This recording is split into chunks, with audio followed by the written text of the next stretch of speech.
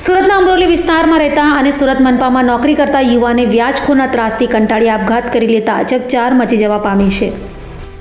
સુરત શહેરમાં વ્યાજખોર ત્રાસથી મનપાના કર્મચારીએ આપઘાત કર્યો છે। સુરતના અમરોલીમાં રહેતા 40 વર્ષીય વિનોદ જાવડે નામનો યુવાન સુરત મહાનગરપાલિકામાં ચોથા વર્ષના કર્મચારી તરીકે ફરજ બજાવતો હતો, જેણે ગળે ફાંસો ખાઈ આપઘાત કર્યો હતો।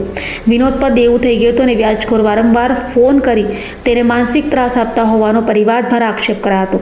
હાલ તો વ્યાજખોરોને પકડી પોલીસ તેઓ સામે કડકમાં કડક કાર્યવાહી કરે તેવી પરિવારે માંગ કરી હતી। બીજી તરફ અમરોલી પોલીસે આ મામલે ગુનો નોંધી વધુ તપાસ હાથ ધરી છે।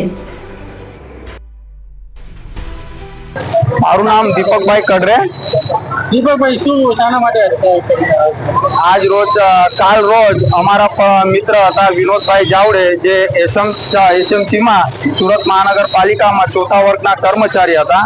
તેમણે કાલે બપોરે 4-5 દરમિયાન ગળો ફાંસો ખાઈ આત્મહત્યા કરી છે। આત્મહત્યાનું કારણમાં એમ ખબર પડે છે કે વ્યાજખોરો પાસેથી વ્યાજના કંઈક પૈસા લીધા હતા, જે વ્યાજખોરો એમને કોલ કરીને પરેશાન કરતા હતા, હેરાન કરતા હતા, માનસિક ત્રાસ આપતા હતા, જેના કારણે એ માનસિક ત્રાસ સહન ન કરતા એમણે ગળે ફાંસો ખાઈ સુસાઇડ કર્યું છે।